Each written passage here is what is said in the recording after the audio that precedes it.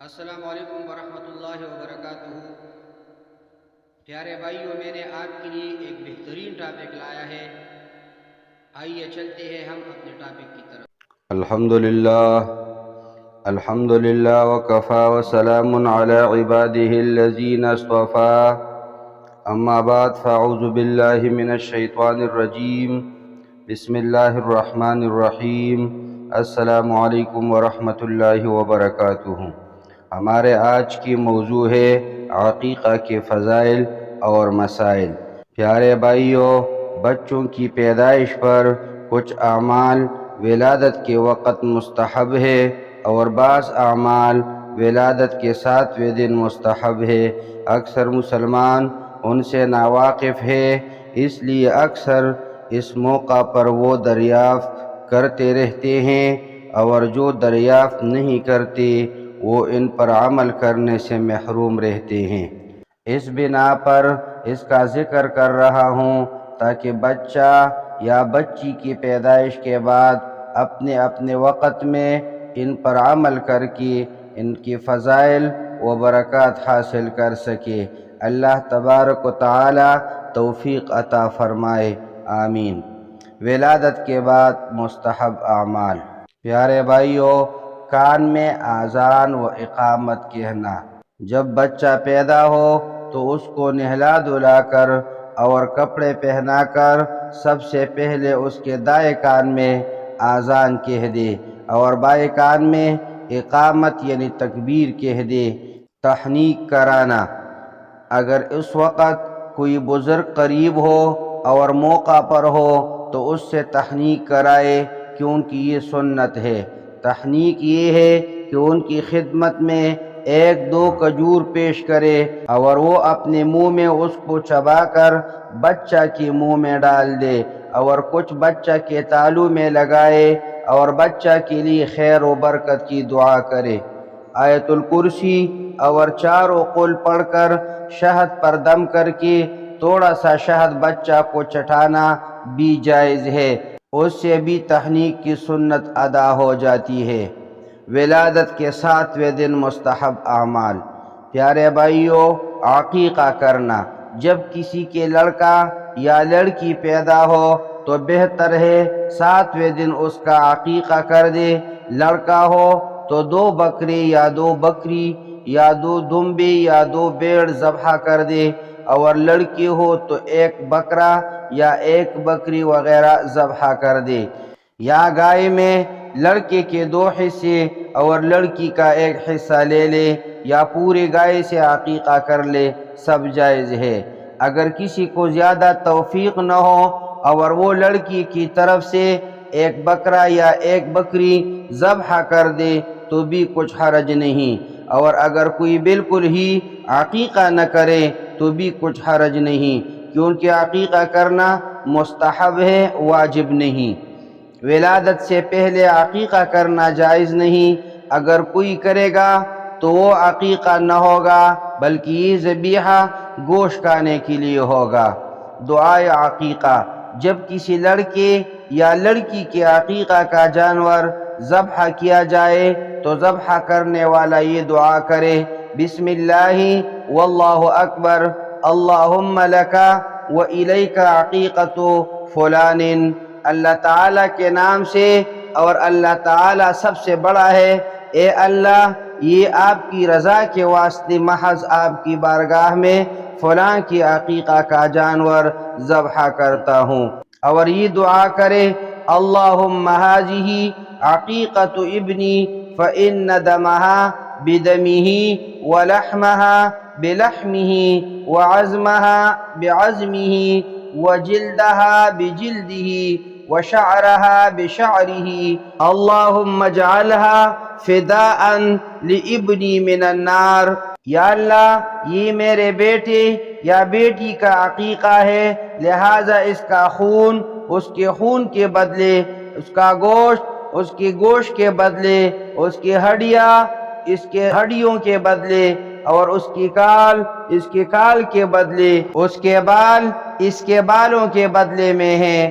یا اللہ، اس کو میرے بیٹے یا بیٹی کے بدلہ دوزخ سے آزادی کا بدلہ بنا دے۔ عقیقہ کے مسائل۔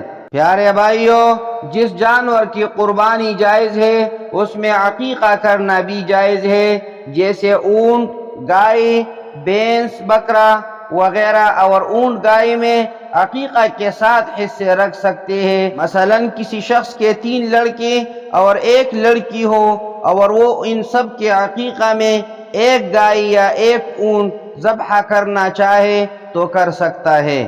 گائے، بیل وغیرہ میں کچھ حصے قربانی کے اور کچھ حصے عقیقے کے رکھنا جائز ہے۔ جس جانور کی قربانی جائز نہیں، جیسے ہرن، نیل وغیرہ، اس سے عقیقہ کرنا بھی جائز نہیں۔ اور جس جانور کی قربانی جائز ہے، جیسے گائے، بیل اور بکرا وغیرہ، اس سے عقیقہ بھی درست ہے۔ عقیقہ کے گوشت کے 3 حصے کرنا مستحب ہے۔ 1 حصہ صدقہ کر دے، 1 حصہ پڑوسیوں اور رشتہ داروں کو دے اور 1 حصہ گھر میں رکھ لے۔ عقیقہ کے گوشت سے دعوت کرنا بھی جائز ہے۔ نیز عقیقہ یا قربانی کا گوشت ولیمہ کی دعوت میں استعمال کرنا جائز ہے۔ سر کے بال منڈوانا۔ پیارے بھائیو، بچہ یا بچی کی ولادت کے 7ویں دن سر کے بال منڈوا دے۔ خواہ پہلے سر منڈوائے پھر عقیقہ کرے یا پہلے عقیقہ کرے پھر سر کے بال منڈوائے، دونوں طرح جائز ہے۔ البتہ بہتر یہ ہے کہ پہلے بچہ کے سر کے بال منڈوائے پھر عقیقہ کا جانور ذبح کرے۔ بالوں کے وزن کے برابر چاندی صدقہ کرنا۔ پیارے بھائیو، بچہ یا بچی کے سر کے بال منڈوانے کے بعد بالوں کے وزن کے برابر سونا یا چاندی خیرات کر دے۔ چاندی سے اس کا اندازہ رقم میں تقریباً 500 روپے سے 1000 روپے تک ہے، یہ رقم صدقہ کر دے اور بالوں کو کسی جگہ دفن کر دے۔ لڑکے اور لڑکی کا سر منڈوانے کے بعد اگر زعفران میسر ہو تو تھوڑا سا زعفران پانی میں گھول کر روئی وغیرہ سے اس کے سر پر لگا دے، اور اگر زعفران نہ ہو تو کچھ حرج نہیں، کیونکہ یہ عمل بہتر ہے، ضروری نہیں ہے۔ 7ویں دن عقیقہ نہ کر سکنے کا حکم۔ پیارے بھائیو، اگر کوئی 7ویں دن عقیقہ نہ کر سکی تو آئندہ جب کرے 7ویں دن کا خیال کرنا مستحب ہے۔ اس کا آسان طریقہ یہ ہے کہ جس دن لڑکا یا لڑکی پیدا ہو اس سے 1 دن پہلے عقیقہ کر دے۔ مثلا اگر لڑکا جمعہ کے دن پیدا ہوا ہے تو جمعرات کو عقیقہ کر دے، اور اگر جمعرات کو بچہ پیدا ہوا ہے تو بدھ کو عقیقہ کر دے۔ اس طرح جب بھی عقیقہ کیا جائے گا وہ حساب سے 7واں دن پڑے گا۔ اگر کوئی اس کا لحاظ کی بغیر کسی بھی دن عقیقہ کر دے یا بقر عید کے دن قربانی کے ساتھ عقیقہ کر دے تو بھی جائز ہے۔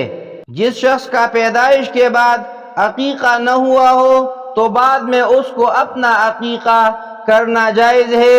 چنانچہ ایک روایت میں ہے کہ آن حضرت صلی اللہ علیہ وسلم نے نبوت ملنے کے بعد اپنا عقیقہ فرمایا۔ ختنہ کروانا۔ اگر لڑکا پیدا ہو تو ولادت کے 7ویں دن ختنہ کرانا مستحب ہے، کیونکہ ولادت کے 7ویں دن سے لڑکے کی 12 سال عمر ہونے تک ختنہ کرانے کا مستحب وقت ہے۔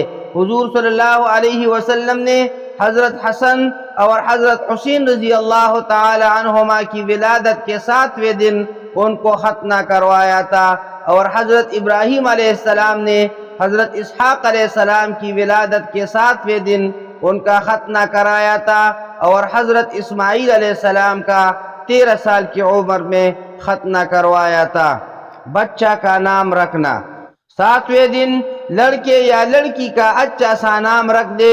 نام رکھنے میں 7ویں دن سے زیادہ تاخیر نہ کرے اور ایسا نام نہ رکھے جس کے معنی برے ہو یا اس میں بڑائی کا یا بزرگی کا مفہوم نکلتا ہے، جیسے عاصی یا عاصیہ، جس کے معنی نافرمانی کرنے والا اور نافرمانی کرنے والی کے ہیں، یا جیسے شہین شاہ اور امیر الامراء، اس میں بڑائی پائی جاتی ہے، یا جیسے برہ نیکوکار اس میں بزرگی پائی جاتی ہے۔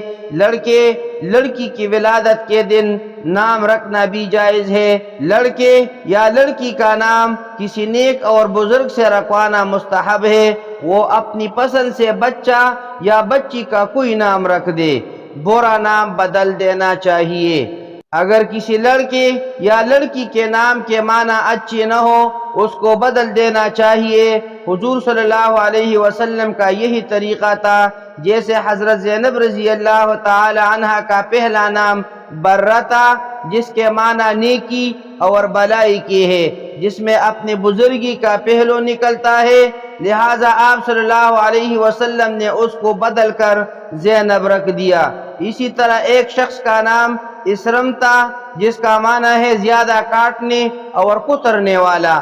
یہ معنی اچھا نہیں ہے، اس لیے آپ صلی اللہ علیہ وسلم نے سن کر فرمایا، نہیں، تم زراع ہو، جس کا معنی کھیتی کرنے والا ہے۔ اقول قولی ھذا استغفر اللہ لی ولکم ولسائر المسلمین۔